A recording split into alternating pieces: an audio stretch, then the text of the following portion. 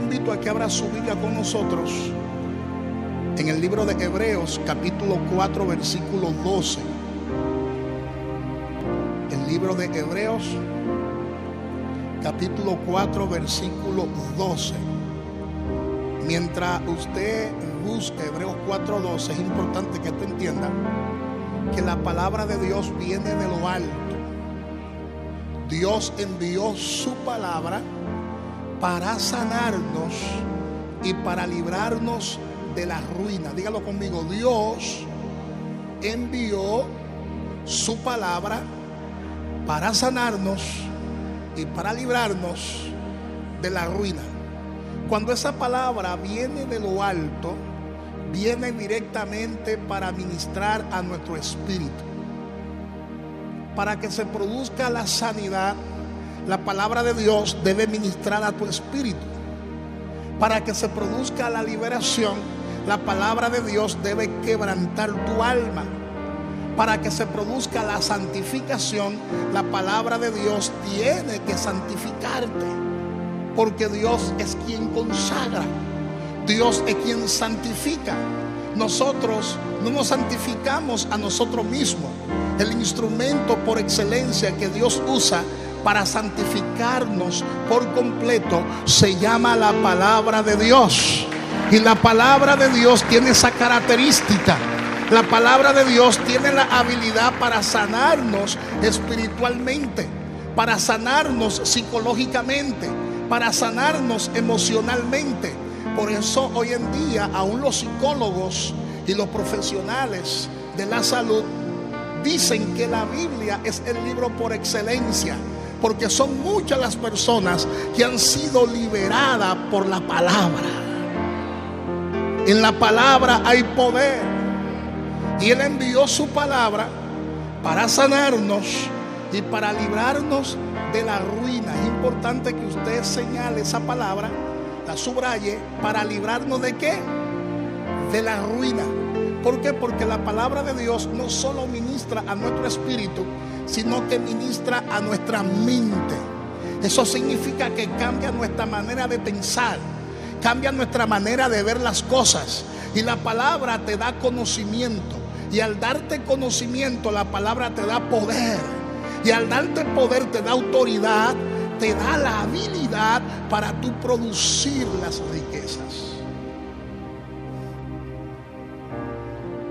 Amén. Así que dígale al que está a su lado: cuando la palabra de Dios viene de lo alto, entra a nuestro espíritu y comienza a decirte: ya tú no eres un bastardo. Comienza a decirte: ya tú no eres un esclavo. Comienza a decirte: ya tú no eres un mendigo. Comienza la palabra a reeducarte y comienza a decirte: ya tú no eres un ciudadano de segunda clase. Ya tú no eres un menesteroso. Ya tú no eres un analfabeto espiritual. Tú eres el hijo de Dios, y como hijo de Dios tú tienes una herencia. Alábale que Él vive, alábale que Él vive. Si le va a aplaudir, apláudele con todas tus fuerzas. Con todas tus fuerzas.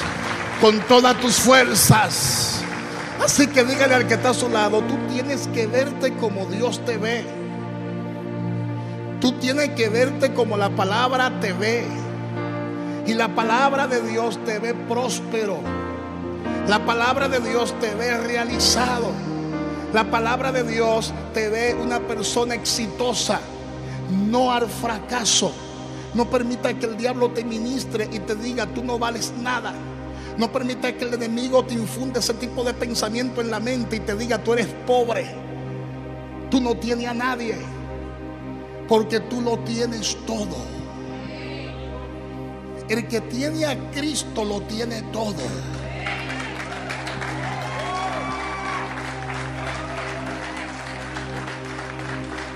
Porque cuando hablamos de tener a Cristo, estamos hablando de tener la simiente de Dios. Y cuando hablamos acerca de la simiente de Dios, que lo vamos a explicar en unos minutos, estamos hablando de la palabra. Porque Cristo es la palabra encarnada. Amén. Vamos a leerlo antes de leer Hebreos 4:12, porque esto me emociona. Abra su Biblia conmigo para que lo vea, porque hay gente que tiene sus ojos bien abiertos en el día de hoy.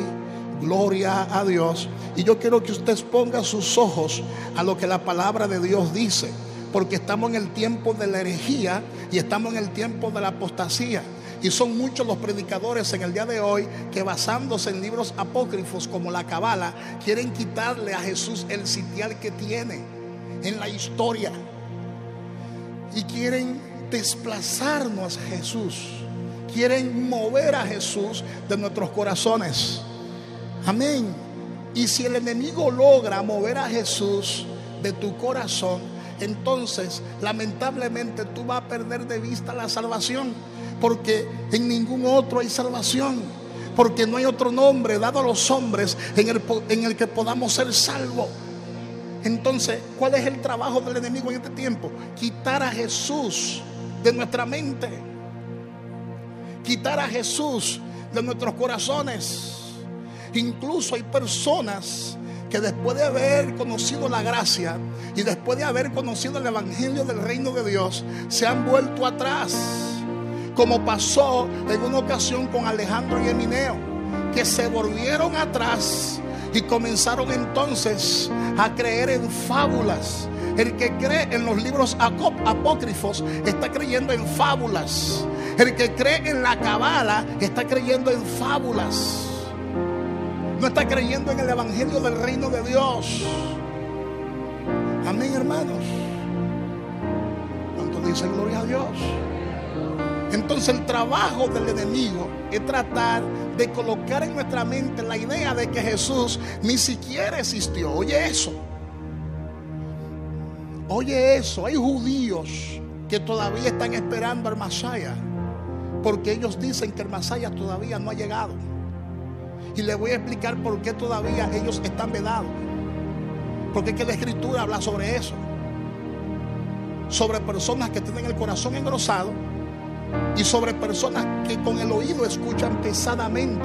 Ahora, ¿por qué? Porque según la Biblia son consideradas personas inmundas, como los cerdos, que no aprecian las perlas preciosas, sino que la pisotean y te atacan. Y eso pasó con Jesús.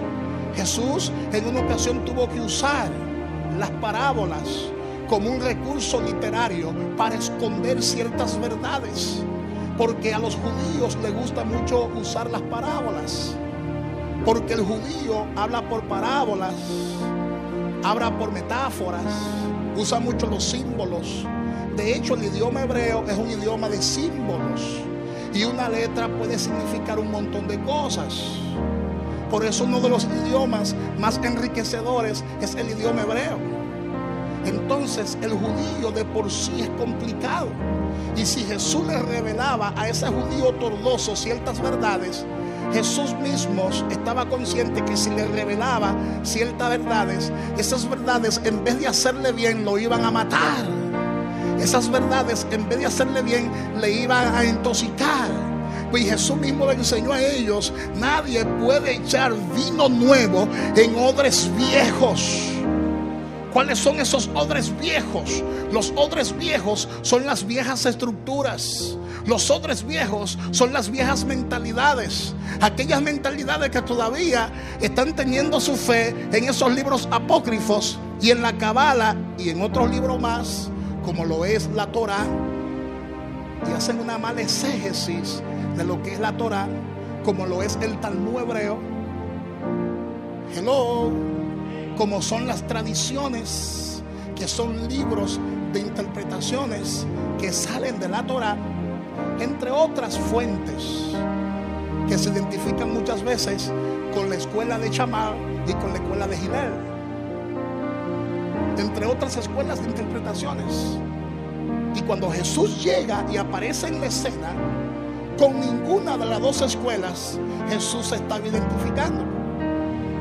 Jesús no se identificó ni con la escuela de Hillel, tampoco Jesús se identificó con la escuela de Shammai. Él vino con una enseñanza del cielo, Él vino con una revelación, y Él dice: yo no puedo tomar esta revelación que yo tengo y echársela a los cerdos, porque no la van a apreciar, porque todavía su corazón está puesto en la Torá, todavía su corazón está puesto en las tradiciones de los hombres. Y el yo echarle esta verdad a ellos, eso es perder el tiempo. Eso es que ellos la van a pisotear, no la van a apreciar. Gloria a Dios. Gloria a Dios. Y en vez de hacerle un bien con esta palabra, le voy a hacer un mal. Porque nadie puede echar vino nuevo en odres viejos, porque esos odres están tan viejos que no van a resistir las propiedades que tienen en sí el vino nuevo. Entonces, si usted vierte vino nuevo en odres viejos, el odre se va a reventar y ambos se van a perder. Se va a perder el odre viejo y se va a perder el vino nuevo, y esto se va a traducir en una pérdida de tiempo. Dígale al que está a su lado: con los religiosos no se discute. Hello. A los religiosos se le habla por parábola, para que viendo no vean y oyendo no entiendan. Alábale que Él vive, alábale que Él vive, alábale que Él vive. Pero a los hijos Jesús les reveló todo. A los de afuera le hablaba por parábolas, y los mismos discípulos se quejaron en una ocasión, según Mateo capítulo 13, versículo 10 en adelante, y le dijeron: ¿pero por qué tú le hablas a ellos por parábolas? Y Jesús les responde: porque a ustedes, a vosotros, se le quiere revelar el reino de Dios, mas a ellos no. ¿Pero por qué a ellos no? Porque el corazón de ellos está engrosado y con sus oídos escuchan pesadamente.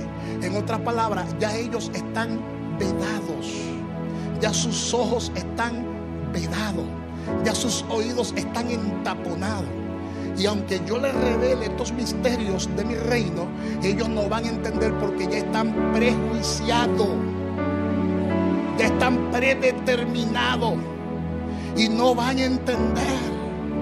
No van a creer que yo soy el enviado de Dios. No van a creer que yo soy la palabra. Y entonces, si les revelo estas cosas antes de tiempo, me matarán antes de tiempo. Por eso tengo que esconder estas verdades en parábola, para que oyendo no entienda y viendo no vean. Oh, gloria. Oh, gloria a Dios.